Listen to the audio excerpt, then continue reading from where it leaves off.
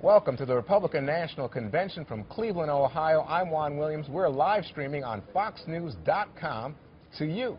And we're joined today by Congressman Jim Renacci, an Ohio congressman, and also on this day, the day after Donald Trump was named the GOP nominee for 2016, Mike Pence's good friend. How do you know Mike Pence, Congressman? Well, Mike served with me in Congress. He also, when I first ran in 2009-10, he came to Ohio and actually did a few events for me, and I got to know him really well. He's a good man. So the day after Trump is nominated tonight, Pence is introduced to the convention, and by the way, introduced to the American people, most of whom say in polls they don't know Mike Pence. So tell us something about Mike Pence. Well, Mike Pence is a great man, and when I think of Mike Pence, here's what I think about. I think first of family. He's a big family man. The next thing I think is faith. He's a big believer in his faith, and the third thing is friendship. He is a good man to be a friend of, and that's the Mike Pence I know. That's the Mike Pence that I think people are going to get to know. And then also, you know, he was a leader in Congress, and he got that executive experience now in Indiana. So when you put that all together, he's going to make a good running mate with Trump. Do you think that, I know he said he's not into negative campaigning and all that. He was asked some very difficult questions on 60 Minutes about, well, you know, how do you fit with Trump when you are pro-free trade, you didn't like the Muslim ban? These created some issues right off the bat. How does Mike Pence handle those contradictions? Well, I think the answer would be that having two people have some difference in opinion actually makes for stronger policy. If you can bring those two issues together and start talking about it. I know in Congress, for me, I deal a lot with the other side. I have a lot of good friends on the other side, and that's how I learn sometimes. So I'm hoping to see those two are able to come together and look at their differences and see how they can make a stronger policy team. Now, I know you're Mike Pence's friend, but was he your choice for VP?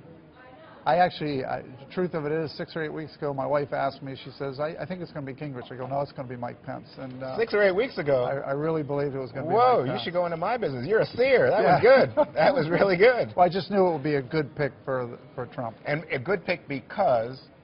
Well, he brings the conservative base. That's good. I mean, but he also brings that he knows Congress. Okay. So he needs, you know, President Trump is going to need somebody who can actually work with Congress, and I think that Mike will be able to come over and work with the House and the Senate, which I think is what President Trump's going to need. Now, when Donald Trump picked Mike Pence, what he said was not what you just said, but he's someone to unify the Republican Party. He thought he could bring much of the party, especially the party establishment, to the Trump candidacy. Do you agree? I think that will definitely help. I think bringing on Mike Pence will help. But I see Mike in a whole different value. I mean, I think Mike's a good man to have there with him. Sounds like he's a friend. He is a friend. Now, the other thing I wanted to talk to you about on foxnews.com is the Ohio delegation, because one of the great points of controversy at the convention, I should say, is the absence of Governor Kasich. He's really made it clear he doesn't want anything to do with Donald Trump. What's your take? Well, I'm hoping that Governor Kasich changes his mind in the future. Look, this is a team game.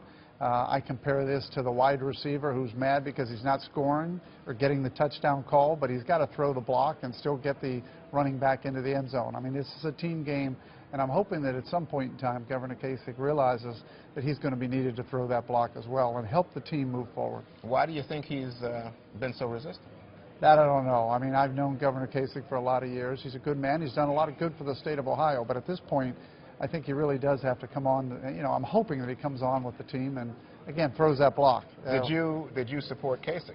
No, I actually stayed out of it. I really am a believer that we needed to see the party make this decision. I was a business guy for 28 years. I've only been in Congress 5.5 years. I started to realize that the people were frustrated. I'm frustrated. They're frustrated. Let's see who they decide to pick. And clearly, they wanted an outsider.